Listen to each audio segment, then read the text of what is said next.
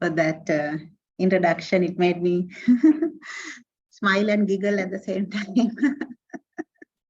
I am a much lesser Pruthajana than you, Anuja. You are very advanced in your practice.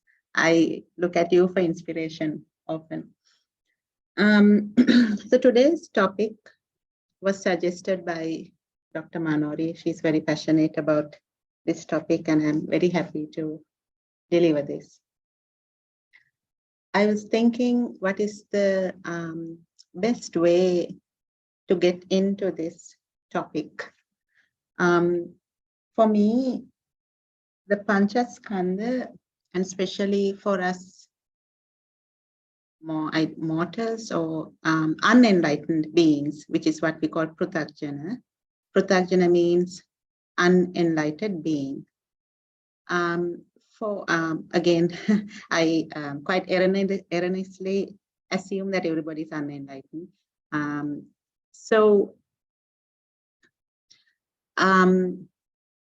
I try to keep going back to what it was like at the time of the Buddha when he first started explaining what he discovered to people like us. So I thought, let us use an example, analogy, metaphor, just like the Buddha does. The Buddha is the most outstanding teacher I think we have ever come across. So the example I thought was the night sky. I hope you all would have enjoyed looking at the night sky. I certainly did as a child, and I was mesmerized by the stars. And even more mesmerizing was much later when I learned that some of the stars that we see may not really exist because they are so far away. They may be dead by now, but the light is reaching us only now. And I thought this is a good example for us to use in trying to understand what life is all about. Because what did the Buddha teach? What he said was something like this. Imagine you are told that everything you know is not real. In short, that is what he said. And he said, you need to wake up and see the reality. So an enlightened being is also referred to as an awakened one. So Rahat or Buddha initially meant as a general terminology. It wasn't meant for a person. But later, as the Buddha was called the Buddha, the word Rahat or enlightened being came into common usage. But the term to identify a person who has understood this was the awakened one. So what is this dream that we are in then, that we need to awaken from? I think that is what we should focus all the time.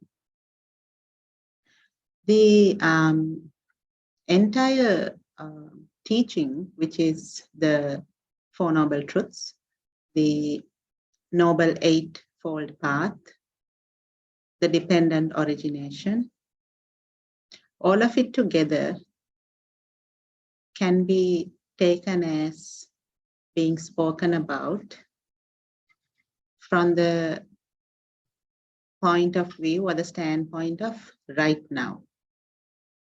And I think this is something, this is a finer place that we all miss. Because if you think of what you already know. Apparently, what you already know is what is required to get enlightened. So the starting point is then you should either be enlightened or you are missing something.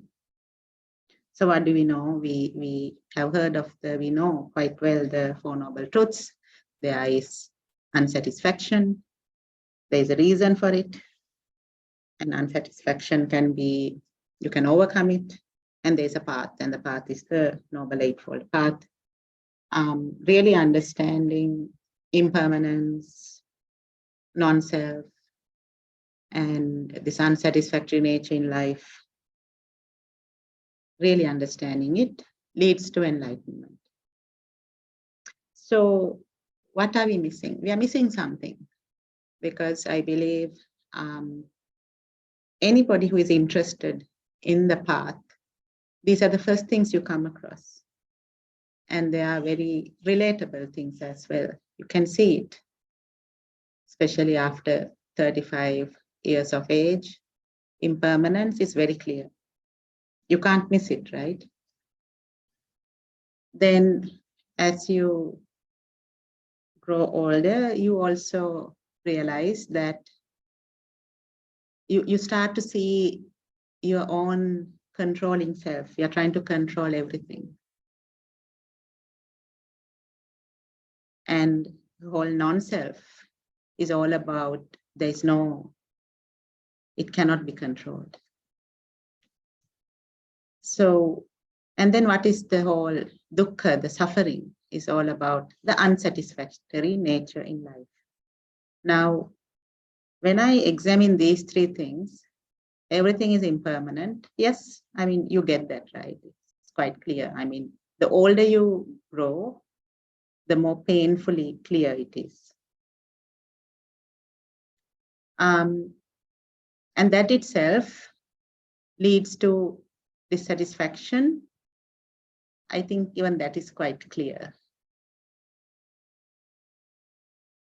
Then you can argue, perhaps it's in the non-self that the whole problem lies.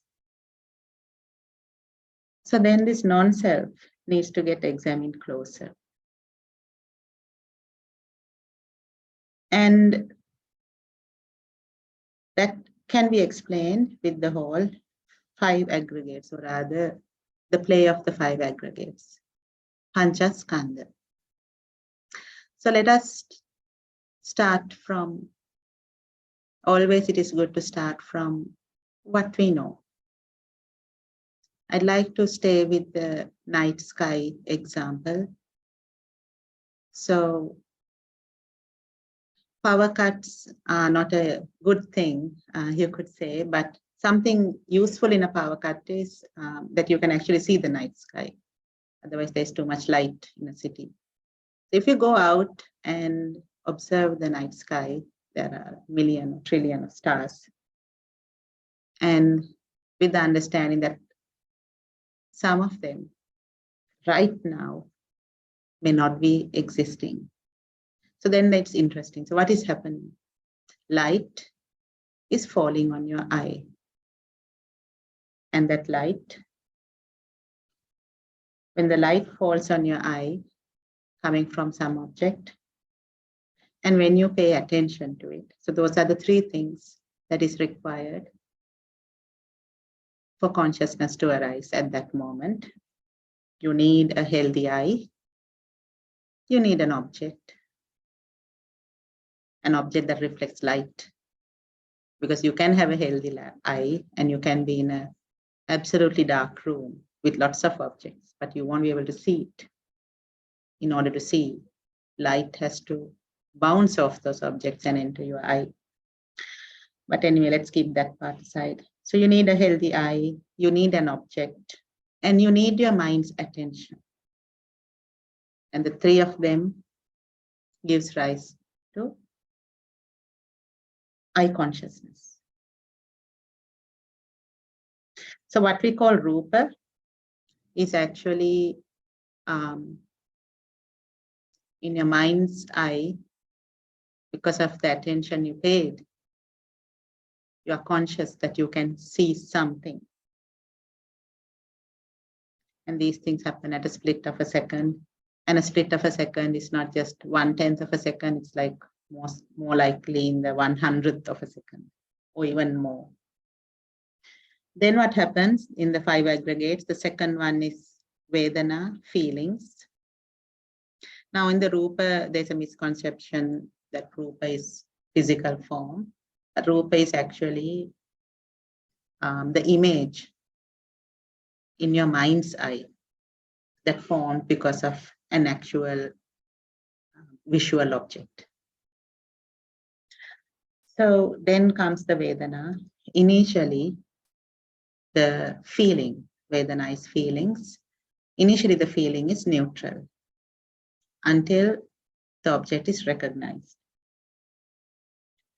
How is an object recognized? It's the third one in the 5 aggregates, the sanya, perception. So while the word is perception, I like to call it the label, or you can call it the label. So sanya is something like a filing cabinet. The rupa, so when your eye sees a visual object and light falls into the eye is a door, it's a sense door. And when your mind's attention is there, eye consciousness forms. And some electromagnetic data reading goes from the eye through the optical nerve. It carries it to the brain. So brain is your processing center, data processing center, like in a computer. Everything gets processed in the brain. So the Vedana is automatic, neutral sensations come in the beginning. And the brain now looks in the filing cabinet for references. What is it that is being seen? So the references are nicely filed away. Where are these references coming from? From the time we were born up to now, all experiences, especially the ones that made an impact on us, the intense ones, are filed. So the relevant file is pulled out and looked into it. And in this case, the file called stars, observing stars, is pulled out. And then there's little thing, those things that blink in the night, in the dark sky, those are called stars. Because everything is in that reference file, right? Who gave it the name star? Somebody gave that name. Somebody told it to me when I was a child. And my memory retains that word, stars. Then as you grow older, you are told that some blink and some don't. Therefore, some are stars and some are planets. So that starts getting refined. And if the memory still retains it, it will all be in that file. If not, you can think of it like a file that is failing. All these files, it depends on how often we use them. Some files are just stored, maybe used once or twice in your life. Sometimes when you look for it, it's either gotten dusty and just got decayed, or you have misplaced it. You have lost the file. So in that file, since I learned that some stars are dead, the supernovas, and the light has traveled for millions of light years and reached my eye, but the real object at this moment is not there anymore. So all that could be there in my file. In somebody else's file, if you're not interested in the night sky, it'll be just night sky, no big deal, right? You may not even have a file if you're not interested. So perception, sanya, label, recognition, all of that comes from there. Now, what is interesting is every experience since our childhood, we have a discriminating element in it. There is a point of view, a unique point of view, whether I like it or whether I don't. Am I interested in it or is it boring? You can think of it like a positive or a negative something in it, right? So the easiest way to think of it is, do you like it or do you not like it? And that element is the strongest element in the perception. Is there a liking towards it or is there a dislike towards it? Now, based on this like or dislike that is embedded in the perception, the feeling changes. If it is something you like, the neutral sensation that you got before changes into a pleasant sensation. If it is something you dislike, it changes into an unpleasant sensation. So since we are with the eye sense door, think of something you dislike. Let's say a certain insect, right? Cockroach, maybe. The perception file will have the details about that visual object, and there'll be an instantaneous dislike and an unpleasant sensation coming as a result. Then the fourth is formations, sankhara. So rupa, vedana, sanya, sankhara. You first saw something in your mind's eye, the feeling got generated, the perception or the label recognized it, the feeling changed to carry the quality of that perception in terms of whether you like it or you don't. And now comes the formations. Your mind, your words, and your actions start forming in reaction to this visual experience. The formation is the reaction to the visual experience.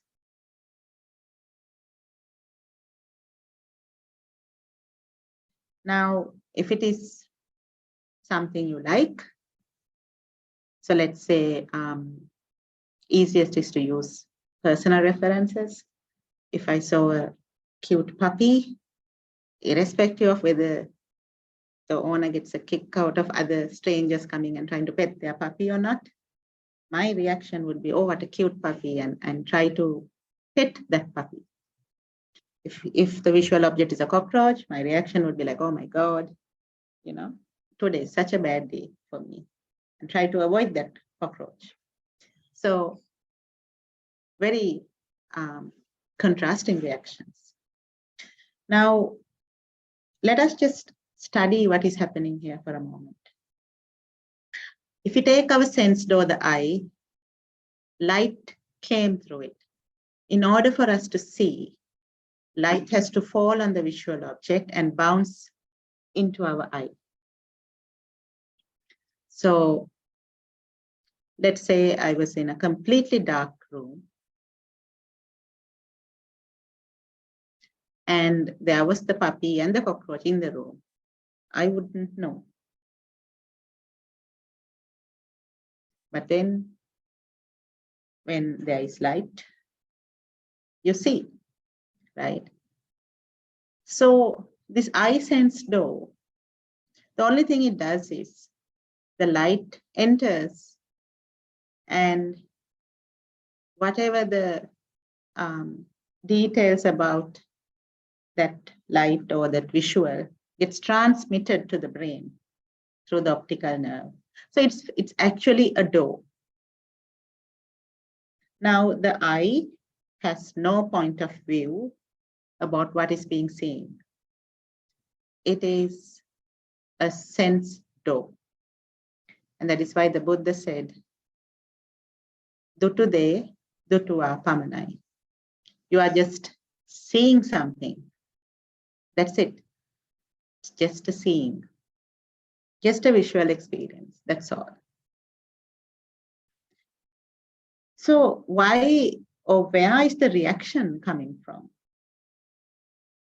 The reaction is coming based on what is being perceived, the perception. So if you are really looking for a culprit, if I can call it a culprit, in the 5 aggregates, perception is the man. Sorry for being gender biased. Perception is the guy. Sorry, again being gender biased. Perception is what you need to look out for, right? In that perception, there are deep-rooted memories of preferences, unique to the person, personal preferences, things I like and things I dislike.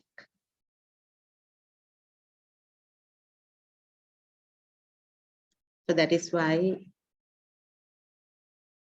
for the same visual experience, for the same visual object, you can get very different reactions from different people. The visual object is the same.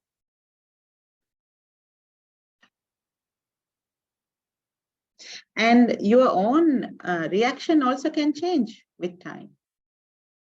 And best example, I think, would be, again, for me personally, if I take my taste experiences in life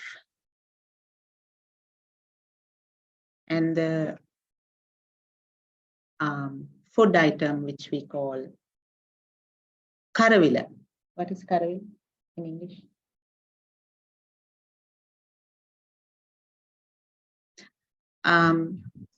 Called bitter gourd.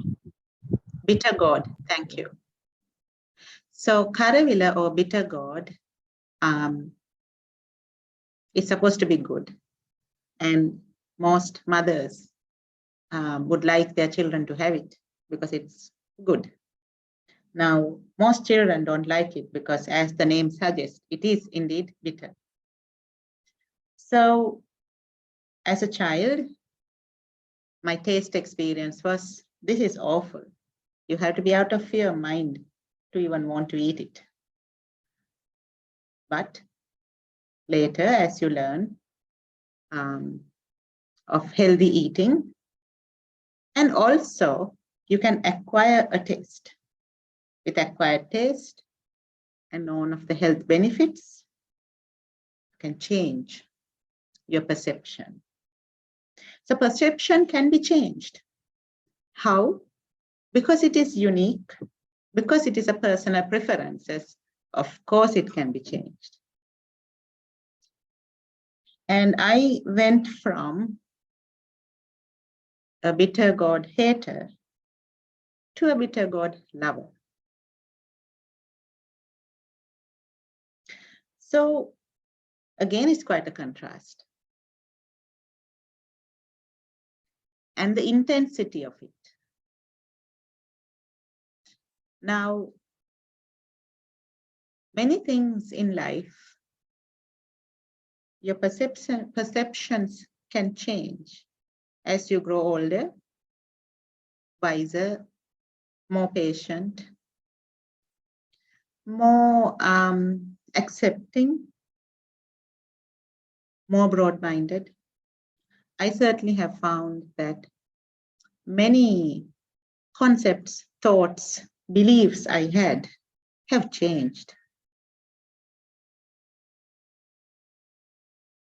And it's all because the perception has changed. And as the perception changes, then the formation, the reaction changes. So this is what usually happens to a pruthajjana or an unenlightened being. What's the difference? What happens to an enlightened being?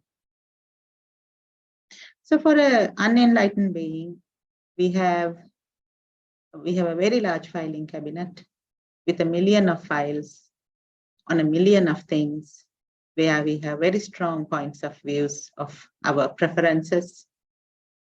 Another 1 million files where we have average point of views of our preferences, and probably 1 billion files where we have kind of not so strong views, but still, nevertheless, views of our preferences. So millions and billions of files on almost every experience we have had living on this planet through the 6 sense doors: the eye, the ear, the nose, the tongue, the body, and the mind. 6 sense doors, all located in the body. All 6 sense doors together contribute to what we call living. This is how we experience life. Inputs come from externally. External inputs come in through any of these doors. So the sense door and a sense object, with your mind's attention, the sense consciousness arises. And then the electromagnetic data feeds into your brain, and the brain processes it through the perception, through your files, millions and billions of files, and you react. You react with mental thoughts, images, feelings, with words, and with actions, what we call Sitta Kaya Vachane. Sitta Kaya Vachane sakas venawa. You react. So what is it for an enlightened being? So enlightened being has the same memory that he or she had before enlightenment. So those files are there, but you can actually assume it's almost like the files are not there. It's almost like there is no filing cabinet. There's just one file, and in that there's just one piece of paper, and in that paper there's just 3 words written: impermanence, non-self, unsatisfactory nature. But in reality, it's all about your memories. So an enlightened being has all the memories. It's just that those memories are not serving as a perception anymore in terms of a preference. The preference part is not serving anymore. So it's almost like those filing cabinets are not there. So when that strong preference is not serving anymore, there's nothing to react. And then, just like the Buddha said, what you see is just what you see. Dutude, dutua pamanai. Asunade, asuna pamanai. You see what you see, you hear what you hear. It's just sound, it's just light. So coming back to the whole thought, what are we missing? Why are we not enlightened? I would suggest that this is what we are missing.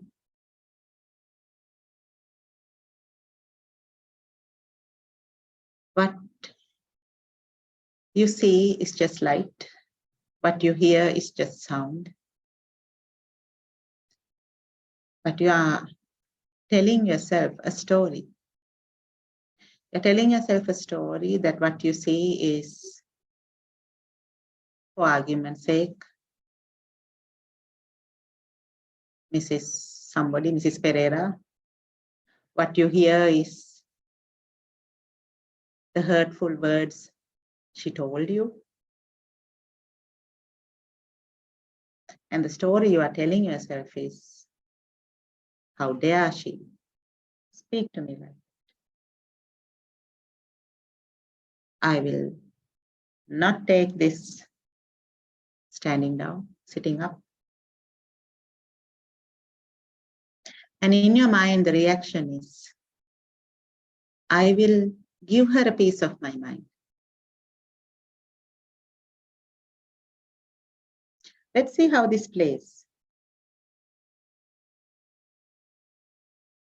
Let's say you are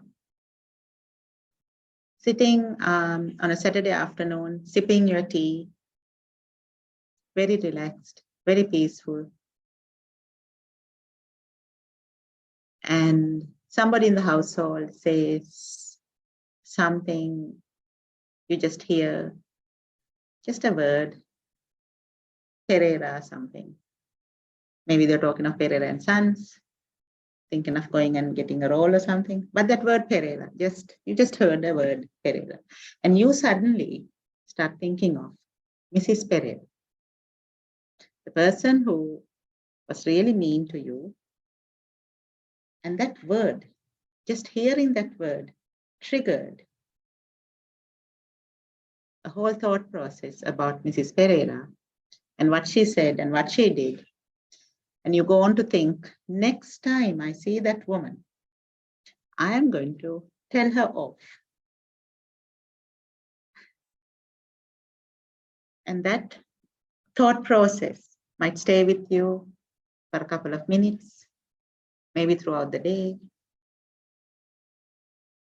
triggered by just hearing a word. So the whole Pancha Upadana Skandha, or the clinging to the 5 aggregates, happen in the following manner. The clinging happens after the object is not there anymore.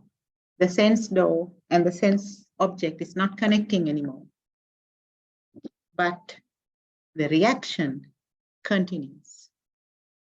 The reaction is continuing. So let's say a good example is, if you are a cockroach fan like me, you see a cockroach and you panic, right? So the eye sense door got the visual object and the perception is ew, right? I really dislike this creature. And the reaction is either ask for someone's help to get rid of it, or whatever you do when you see some insect that you don't like. Now, suppose the insect disappears, like they're quite capable of doing, and now it is not there. So your rescuer, some hero in the family comes to your rescue, and they're like, where? And you are like, there, and to find there's nothing there. And they are like, ugh, and they go away. And there's no insect in sight. Now comes the clinging. Now you sit down and you are supposed to do some work or study or something, but you know that this being is there somewhere inside. It's a matter of time before this being ventures out and comes and maybe says hi to you, right? So that is the clinging, where you continue to now think, oh my God, I know it is here. Where is it? Let me look for it, right? And you can't find it. Then you're like, okay. But from time to time, that fear factor keeps returning. So that is the clinging. Where is this coming from? It's coming from that perception.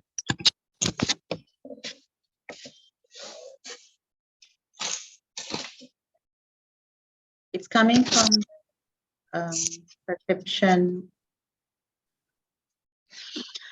of individual preference of a dislike towards an insect. Where did this get formed? These kind of irrational fears usually get formed at childhood,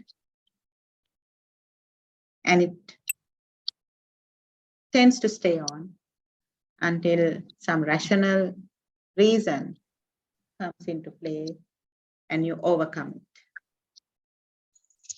or you go into therapy. In my case, both didn't work. So that is the whole clinging. Now, the whole, the difference between enlightenment and unenlightenment in the whole, a paradigm shift that takes place. We are able to rationally, logically conclude on something and decide that we don't need to react. So for example, the whole Mrs. Pereira episode, right? I hope there's no Mrs. Pereira in the talk. It's nothing to do with you, it's just an example. The whole Mrs. Pereira example. So let's say that Mrs. Pereira said something hurtful and you are quite unhappy about it. You consider Mrs. Pereira enemy number one, and anything that triggers, anything to do with her triggers a reaction in your mind. But you're also a person on the path, you know the Dhamma, you know to observe your thoughts. So rationally, logically, you can observe, I am reacting unnecessarily, right? And you will use loving kindness, metta meditation, and you will try to forgive and just, let Mrs. Pereira be. May all beings be peaceful, healthy, happy, including Mrs. Pereira. So you can logically, rationally overcome that reaction. But the natural wiring is Mrs. Pereira is enemy number one. That is the natural wiring coming from that perception that is deeply ingrained in your mind. Now, over time, as you practice metta meditation, as you practice Chittanupassana, you are aware when these negative thoughts come, you are aware when you are angry and irritated, and you realize that this is of no use, and you overcome it. So over time, your file can get rewritten. And one day when you actually genuinely from your heart forgive Mrs. Pereira, you will find that negativity doesn't get triggered anymore. You're at peace. And that perception has changed. So we can do this. But it's a lot of effort. It's a lot of effort, but it's very peaceful. What we need is for this to happen autopilot. Because right now, this reaction is happening autopilot. What can we do for the reaction to cease? Autopilot. That is enlightenment. And that is rewiring your mind. And that is what we call a paradigm shift. So when this paradigm shift happens, a new file which identifies everything in this world, material and immaterial, past experiences, present experiences, and future experiences, everything. You see it just with three characteristics that's common in life. Everything is impermanent. There is really nothing controlling these things. These are all processes, just things just taking place. And the combination is quite unsatisfactory, and best is left alone and not engage with it. Anitya Dukkha Anatta. So that file is such a powerful file. It overrides everything. And no matter how many memory files you had in the past, all of those get overridden with this one file. And this is what is up front, prominent.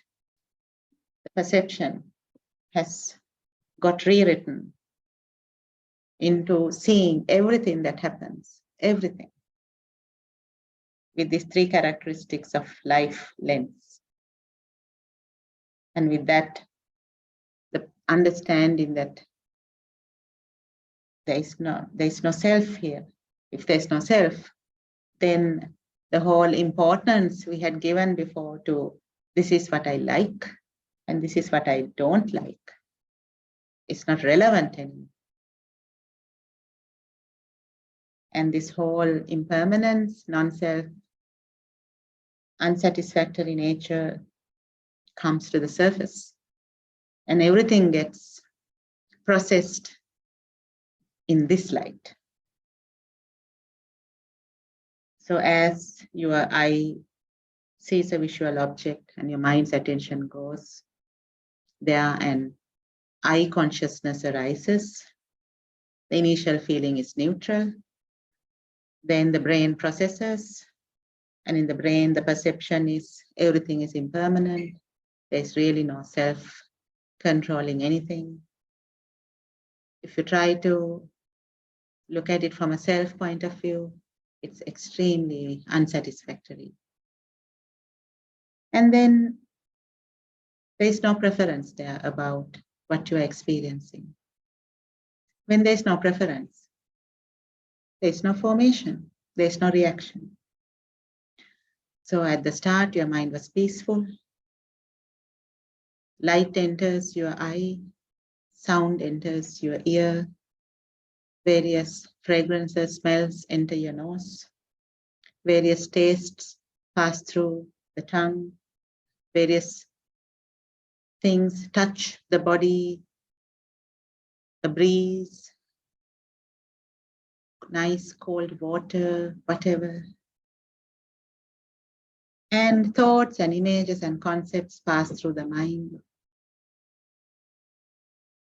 The feeling is neutral initially. The brain processes the data, but the perception, there's only one perception now that your mind has got rewired. Now that you have made a paradigm shift, the perception is everything is impermanent. There is no self. And there is unsatisfactory nature in life. And therefore, there is no reaction.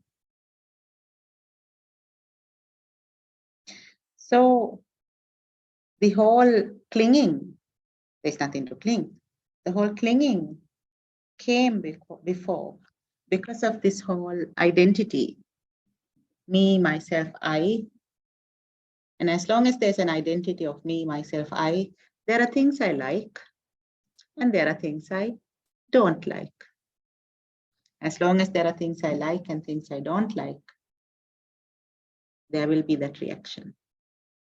As long as there's a reaction, there will be clinging.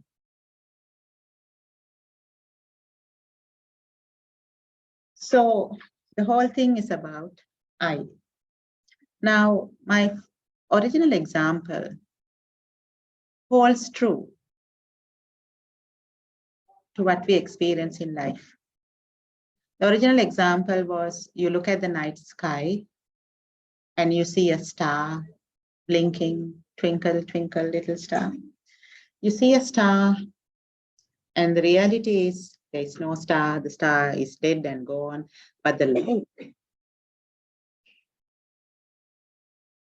light enters your eye after traveling millions of light years.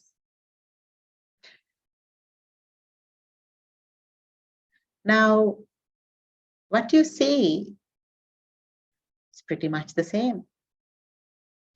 So let's say you are seeing a person in front of you. The light enters your eye and it goes through this whole processing system. And by the time you understand or you are aware that you are seeing a person, that person has changed. How? Because change happens at such a speed. That speed we cannot fathom, but we can intellectually know that it's an extremely high speed. So the person you are seeing By the time you are aware that you're seeing the person, that person has changed. And the light that you are, the original light that fell onto your eye and that your brain is processing, it's an old story. That person in this moment has changed. So the entire data that we are processing and experiencing as life is not even in the moment. It's old. By the time you're processing it, the object has changed. And when you think of all the fuss and the drama we go through in life, and it's all coming from this process, it's all coming because of the files you have created, because of the perceptions that are so unique to you. This is why you are your best friend and the worst enemy. As long as you don't understand this or focus on this, you are your worst enemy. The more you understand this and focus on this and realize how useless this is, you become your best friend. And through Chittanupassana, when you observe how often your mind changes based on getting bombarded by so much of data from external to you, you realize you are a puppet. The external data and your perception about it is making you a puppet. And you react and you react and you react all your life. And if you at the end of the day feel tired and you wonder, why am I feeling tired? I didn't do anything physical to get tired, but you're so tired at the end of the day. It's because of all of these reactions. These reactions are very energy consuming, especially mostly they are negative. So the entire day you spend with very minor, slight irritations, agitations. Because what is happening is mind, original state of the mind is there with you. The nirvanic state of the mind is there with you already. It is the external data that comes through our sense doors is being perceived incorrectly through a preference system. And you're reacting blindly and unconsciously. This is what the Buddha said to wake up from. One is, a monk once said, you are eating stale food because by the time you are experiencing it, whatever it was, it's changed. It's not there anymore. And because of the speed at which things happen, and us humans, our processing ability is slow. By the time we process something and realize that something is happening, it has changed, it has moved on. So seeing it, understanding it, leads to that whole understanding that this is absolutely useless. Observing this happening moment to moment, you will see how much our peace gets shattered. Imagine nirvana is with you already. It's right now with you. And every sense experience, because of the perception, because of the preference, because of the reaction, that peace gets shattered. Every sense experience, again and again and again. And by the end of the day, you are so exhausted. And when you see the futility of this, when you see the non-worthiness of this, when you see the non-value in this, gradually the rewiring starts. Dispassion. Everything that you are so passionate about. It's like the bitter gourd example. You can completely change your mind because the original mind is yours to start with. You can change it. Now, this is not an intellectual decision to be made. It has to happen through feelings. Feelings is the key thing here. We are emotional beings. We feel first before we think. So it has to happen at the feeling level. And that is why you can't rationally think this through. If you can rationally think this through and get to nirvana, all of us on this call would have been the first to do it because we have mastered rational. But that is not going to, that's not the, what do you say? That's not going to swing it. What is going to swing it is you have to feel it.